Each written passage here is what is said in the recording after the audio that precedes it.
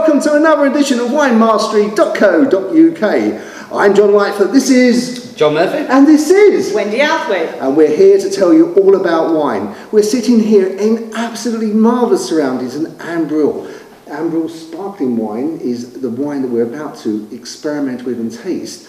But Wendy knows so much about wine, so much, particularly about sparkling wine, we thought we'd impart some of her wisdom to you as well. So we're going to split this up into a few parts. But first of all, let's get to know Wendy. Wendy, hi! Hi! How are you? I'm really well. Even with us here. It's brilliant. thank you very much for having us. Thank you very much. Thank you very much indeed. So what got you into wine? Where did you start? I've always loved wine. I've always loved wine. I've always been really interested in wine. And always drunk a lot of wine and visited a lot of wineries. And then about 15 years ago, suddenly we realised that you could make really internationally world-class wine in England. Really, for the first time, sparkling became a possibility, and so that's what got me into it. Okay. So how many years ago was that? When did you first... So the vineyard was planted in 2008, and we had our first harvest in 2010. And wow. This actually is the wine from the first harvest. Is it? Oh, is fabulous. It? Very good. So that must have been quite a massive life change for you then. Yes, it's definitely changed my entire world. Yeah, but obviously what we're seeing this afternoon today, you're really enjoying it. It looked... It's great. What's not to love? I mean, it's a vineyard. I'm making wine, which I see what you like, but I like it. It's a bit of a dream. I mean, some bits of it are nightmares, obviously, but it is what I'd really like. But from looking around, you've done it fabulously well. You're very organised.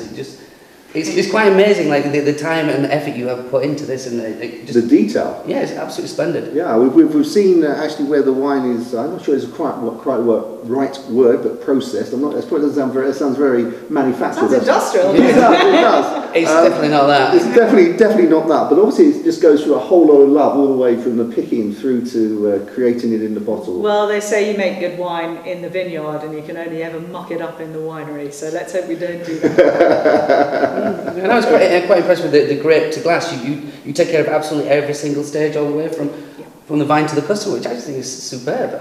So we only ever use our own grapes, and we don't make wine for anyone else. And we look after the grapes here. They go straight into the winery, which is in the middle of the vineyard.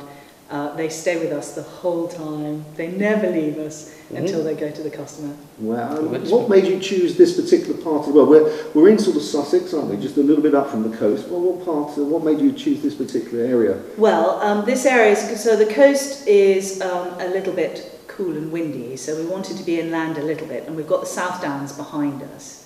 And we're on a south-facing slope where the soil is green sand, which makes rock that retain and reflect heat, that just so useful for ripening grapes. So that's why we're here. Okay. So this video is taken in early September 2015, after a very iffy summer. And we've just been outside. Some of the grapes are just beginning to turn, aren't they? Just beginning to. And is that typical, or would it normally be earlier that would be happening? I think this year is a slow year. We're about 10 days to 2 weeks behind. So normally we would have a bit more veraison now, but I'm pretty confident. I think it'll all be okay. How do you know that it's 10 days? Because I always think, August happened last time, but do you catalogue things? Or? Yes. Yeah? So we monitor. There are these things called degree days. So you monitor how much heat you've had, from how much sunshine every single day. Do you have instruments to do that? Yes, we do. We've got a weather station in the vineyard, and we keep an eye on it pretty much. So as a rule of thumb, we know exactly how many hours of sun each grape variety needs before it ripens. Really? And what about rain?